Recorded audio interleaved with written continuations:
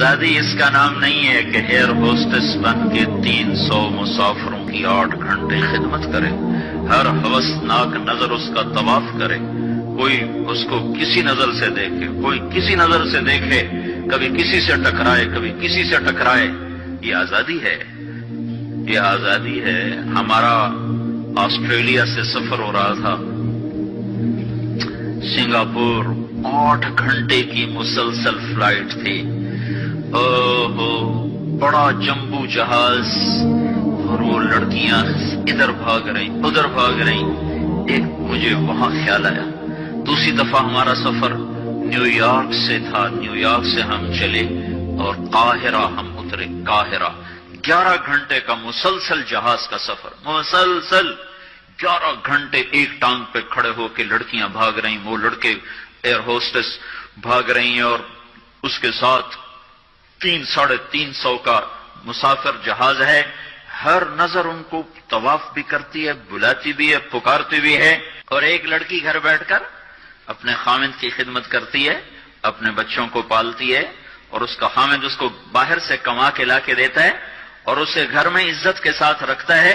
اس کا نام غلامی رکھا، اس کا نام آزادی رکھا۔ ہوٹل میں وہ چائے سرو کر رہی ہے، یہ آزادی ہے۔ اور وہ کاؤنٹر پہ جنرل سٹور پر 8 گھنٹے کھڑے ہو کر وہ سارا دن تھکن سے چور ہو جاتی ہے، پھر اس نے گھر جا کے کھانا خود تیار کرنا ہے۔ وہ گھر میں اس کا خامند کوئی نہیں بیٹھا، وہ بوائے فرینڈ ہے، وہ آج اس کے ساتھ ہے، کل کسی اور کے ساتھ ہوگا۔ ایک ڈرامہ رائٹر تھے اشفاق احمد خان رحمت اللہ علیہ، میری ان سے اچھی دوستی تھی۔ تو جب ایک دفعہ ہماری ان سے ملاقات ہوئی، جنید جمشید نے ان دنوں تازہ گانا چھوڑا تھا، توبہ کی تھی، تو وہ ابرار مجھے ملنے کے لیے، ابرار یہ جو آج کل گانے کا تھا، وہ مجھے ملنے کے لیے آئے۔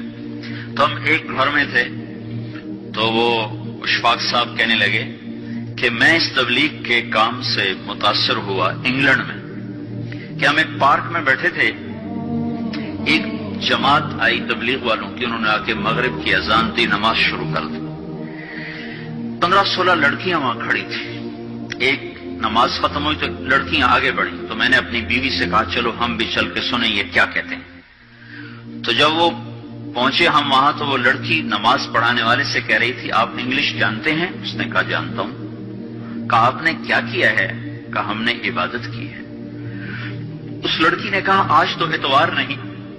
انہوں نے کہا ہم دن میں 5 دفعہ پڑھتے ہیں، 5 دفعہ۔ مجھے نہیں پتا ان بچیوں میں کتنی ہیں جو 5 دفعہ نماز پڑھتی ہیں، شاید کم ہی ہوں گی۔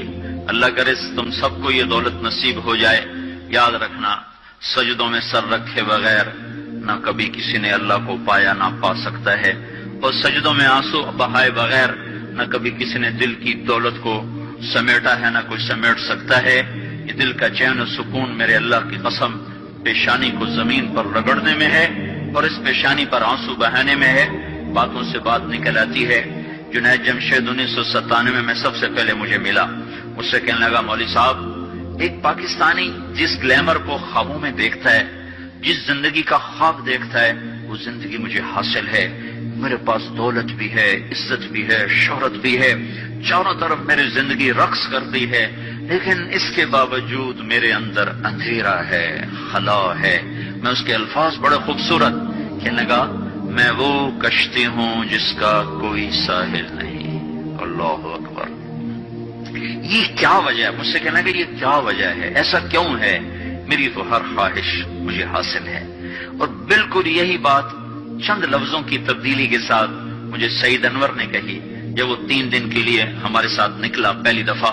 مجھ سے کہنے لگا میں یہ سوچا کرتا تھا عزت، دولت اور شہرت یہ میری زندگی کا مقصد ہے، صرف 22 سال میں مجھے سب کچھ مل گیا، عزت بھی، دولت بھی، شہرت بھی، لیکن دل اسی طرح پریشان۔ 100 بار چمن مہکا، 100 بار بہار آئی، دنیا کی وہی رونق، دل کی وہی تنہائی، تو رونق بھی ہے، بہار بھی ہے، پھر دل کیوں اداس ہے، پھر دل کیوں پریشان و غمگین ہے؟ کہ اس سوچ نے مجھے یہ مجبور کر دیا کہ میں نے مقصد کے انتخاب میں غلطی کھائی ہے۔ مقصد کے پانے کے بعد تو آدمی چین میں آتا ہے۔ مجھے اگر عزت، دولت، شہرت میرا مقصد ہے، مجھے مل چکا ہے، پھر مجھے چین کیوں نہیں، پھر مجھے سکون کیوں نہیں؟ تو مجھے پتا چلا کہ نہیں، مقصد زندگی کچھ اور ہے۔ میں نے کہا شکر کرو تمہیں جلدی پتا چل گیا۔ بعضے تو زندگی گزار جاتے ہیں اور انہیں موت تک نہیں ہوش رہتا کہ میں کیوں آیا تھا اور میرا کیا مقصد تھا۔ جو لوٹ آئیں کچھ کہنا نہیں، بس دیکھنا انہیں غور سے، جنہیں منزلوں پہ خبر ہوئی کہ یہ راستہ کوئی اور تھا۔ چل چل تھک گئے، جب آگے پہنچے تو دیکھو غلط جگہ آ گئے۔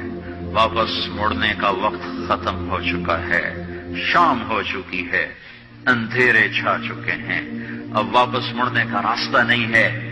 شکر کرو کہ اللہ تعالیٰ نے ہمیں ایمان کی دولت عطا فرمائی، اور تم 22 سال کی، تم جلدی 30 برس کی عمر میں ہی تمہیں ہوش آ گیا کہ نہیں میری زندگی کا مقصد کوئی اور ہے۔ اس نوجوان نے کہا ہم دن میں 5 نمازیں پڑھتے ہیں۔ اس لڑکی نے کہا یہ تو بہت زیادہ ہے۔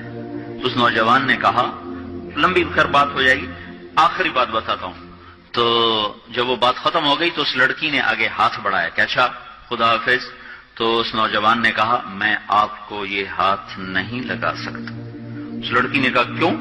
کہا یہ ہاتھ میری بیوی کی امانت ہے، یہ صرف اسی کو چھو سکتا ہے اور کسی کو نہیں چھو سکتا۔ تو لڑکی کھڑی تھی، اس کی چیخ نکلی اور زمین پہ گر گئی اور اس کی ہچکیاں لگ گئی اور وہ پھوٹ پھوٹ کے رونے لگی اور کہنے لگی وہ لڑکی کتنی خوش قسمت ہے جس کے تم خامند ہو، کاش یورپ کے مرد بھی ایسے ہوتے۔ اور روتی ہوئی، آنسو بہاتی ہوئی اٹھ کے چل دی۔ تو اشفاق مرحوم کہنے لگے میں نے اپنی بیوی سے کہا بانو آج وہ تبلیغ ہوئی ہے کہ لاکھوں کتابیں چھپ کر بھی وہ پیغام نہ پہنچتا جو یہ لڑکا اپنے عمل سے پہنچا گیا۔ تو ہمیں ایک زندگی کا میرے عزیزوں مقصد ملا ہے، اللہ ہماری منزل ہے، ہم اللہ کو سامنے رکھ کے زندگی گزارنے والے ہیں، ہم آزاد نہیں زندگی گزارنا، یہ کامیاب زندگی ہے۔ تو کہیں ایسا نہ ہو کہ میرا اللہ کہہ دے وامتازوا اليوم ایھا المجرمون، ان کو الگ کر دو اور مجرموں کی صف میں کھڑا کر دو، تو پھر کوئی حال نہ ہوگا۔ ہائے اللہ کے نبی نے کہا کتنی عورتیں ہوں گی جن کو سر کے بالوں سے فرشتے پکڑ کے گھسیٹ رہے ہوں گے اور وہ کہیں گی ہائے ہمیں بچا لو، ہائے ہمیں بچا لو۔ اور کتنے مرد ہوں گے جن کے جبڑوں میں ہاتھ ڈال کر فرشتے ان کو گھسیٹ رہے ہوں گے، وہ کہیں گے ہائے ہمیں بچا لو، ہائے ہمیں بچا لو۔ تو اس وقت اللہ کہے گا اولم نعمرکم ما یتذکر فیہ من تذکر وجاءکم النذیر، میرے بندے یہ چند آنسو دنیا میں بہا لیتا، جو آج تو کر رہا ہے تو ہائیاں دے رہا ہے، یہ تو دنیا میں دے لیتا، تو آج اپنے رب کی رحمت کو دیکھتا۔ تجھے بتانے والے بھی آئے تھے، تمہیں سمجھانے والے بھی آئے تھے، لیکن تو مذاق اڑاتا رہا، تو ان کے ساتھ مستیاں کرتا رہا۔ آج دیکھ ایمان والے کتنے اونچے جا رہے ہیں، جنہوں نے مجھے راضی کیا وہ کتنی بلندیوں کا سفر کر رہے ہیں، اور ان کے ساتھ میں کیا کرنے لگا۔ یہ کامیابی اس کو ملے گی جو اپنا سب کچھ اپنے اللہ پر لگا دے گا، وہ اپنا سب کچھ اللہ کے محبوب صلی اللہ تعالی علیہ وسلم کے طریقے پر لگا دے گا۔ یہ کامیابیاں اس کا مقدر ہیں۔